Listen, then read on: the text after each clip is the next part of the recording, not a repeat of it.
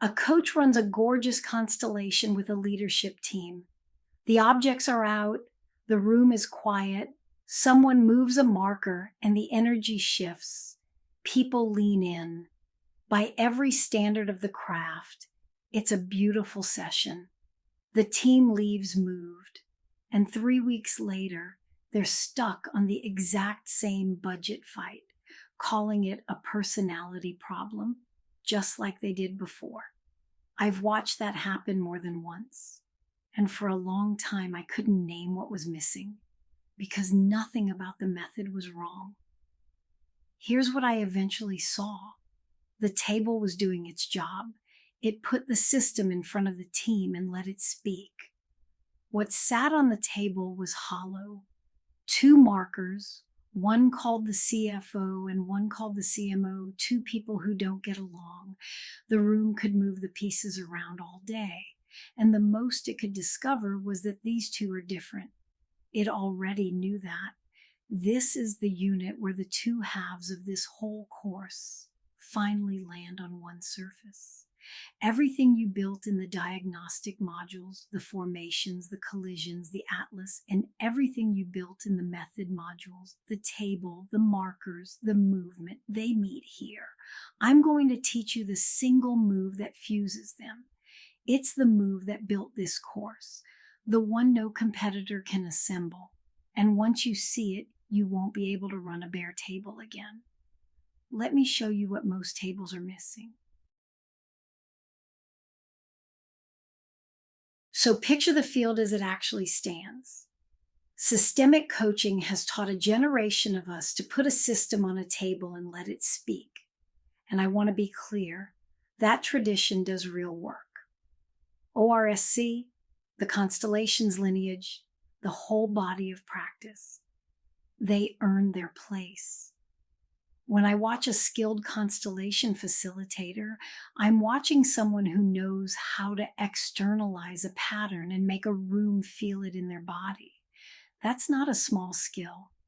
It took me years to get any good at it. And here's where those tables stop short. The markers are bare. They carry a name and a role and nothing else. The CFO, the CMO, the head of product. You place them, you move them, and the system speaks. But it speaks in the only language it has, which is position and distance and facing. That's rich, but it's thin on content.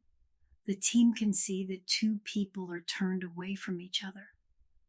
What the table can't tell them is why that turning away is structural rather than personal, because there's nothing loaded into the markers to make it structural. That's the gap I kept hitting. A constellation can be flawless in its execution and still leave a leadership team exactly where it started, because the insight it produces is these 2 are far apart, which the team already lives every day. The mechanic is sound. What's missing is content on the markers. And content on the markers is precisely what your diagnostic gives you. That's the seam where this course does something the tradition doesn't. Let me make this concrete with the pair you'll meet over and over, the CFO and the CMO. 2 people who, on every team I've ever sat with, are described to me in the first 10 minutes as just very different people who don't get along. That's the bear marker version. You put a CFO object on the table and a CMO object on the table, and all you've represented is a roster. Now load each marker with a formation instead. The CFO marker becomes a structure you can read. It leads with proof.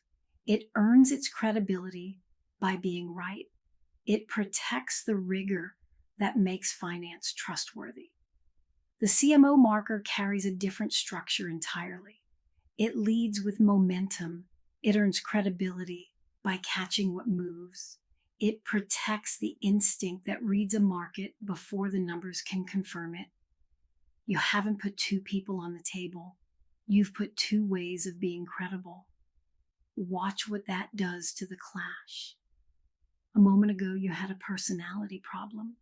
stubborn versus flashy, cautious versus reckless. The story every team tells itself. Load the formations and the same clash reads completely differently. Here are two people each defending the thing that makes them trustworthy, and those two things can't yet hold each other in the same decision. That's a map a team can metabolize. Nobody in that room wants to be told they have a bad personality. Everybody in that room can hear that they're each protecting something real that the other one needs. So, what exactly are you loading into each marker? I keep it to two things you can always name, because if you make this complicated, you'll never do it live. 2 loads per formation. The first is trust currency. The second is the clock.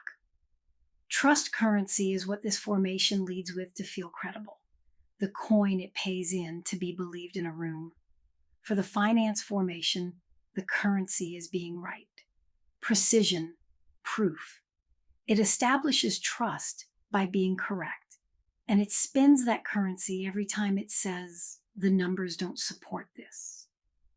For the marketing formation, the currency is what moves, momentum, traction, the campaign that's catching. It establishes trust by being early to the thing that's working. Same room, 2 different coins, and each one thinks the other is spending counterfeit. The clock is the time horizon each formation evaluates against. Finance runs its clock in fiscal quarters and capital allocation years. It's asking whether this holds up across the long arc. Marketing runs its clock in campaign windows, days to a few months. It's asking whether we catch this wave before it breaks.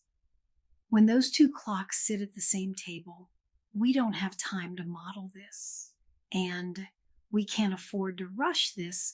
Are 2 instruments reading against 2 different horizons, each one telling the truth about the clock it's measuring. Load those 2 things, currency and clock, and the map stops being 2 people. It becomes 2 structures, and structures you can work with on a table in a way you never could with personalities. Now I want to give you the whole thing as a sequence, because the power of this move is that it repeats. Once you've run it, you have a template you can bring to any bilateral collision in your atlas. 5 steps in order. 1, name the collision from the diagnostic. You're not improvising. You walk in already knowing from your Module 4 Atlas that this is a precision versus narrative collision. That predictive read is your homework, done before the room opens. 2, place a marker for each formation. 2 objects on the table, 1 per structure, exactly as you'd set any representation. 3, load each marker with its trust currency and its clock. This is the step the bear tables skip, and the step that makes everything after it work. Currency and clock named to yourself, held in your hands as you place the pieces. 4, let the collision show as a structural feature. Don't explain it. Let the table do it.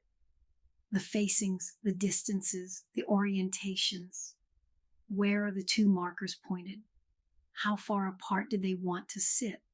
The team watches the structure of the disagreement appear in space without a word of theory from you. 5, run the 3rd position search. And that's the step that turns a diagnosis into coaching, so I want to slow all the way down on it next. Hold these 5 as a spine. Every worked case you'll ever run hangs on this exact order. The 3rd position is where this move either becomes coaching or collapses into consulting. So let me draw the line carefully. You've got 2 markers loaded and the collision is visible. The team is staring at a table where finance faces one way and marketing faces another, and the obvious moves are all losing moves. Finance wins, marketing goes quiet, and the company stops catching markets. Marketing wins, finance goes quiet, and the company stops being able to trust its own numbers. They split the difference, and split decisions satisfy nobody and hold up nothing. What you are hunting for is a third object on that table, a shared decision frame that lets both formations belong without either one abandoning what makes it credible. For our CFO and CMO, it might be a rule that every big bet gets argued on the numbers and on the narrative, each leader translating into the other's language before anyone decides. Finance keeps its currency. Marketing keeps its currency. Neither one has to become the other. The frame holds both clocks at once. Here's the discipline, and it's the whole game. You invite the team to find that third object. You do not place it for them.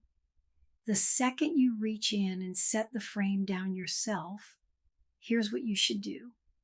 You've left coaching and walked into consulting. The team has to discover it because the discovering is the work. And a frame they find is a frame they'll keep building. A frame you hand them is a frame they'll forget by the next budget review. Your hands stay off the third object. Now I need to tell you about the line that runs under everything you just learned, because if you cross it, the whole move falls apart. All of this formation content, the trust currencies, the clocks, the imprint dimensions you're tracking, the predictive read that told you this would be precision versus narrative. All of it lives below the waterline.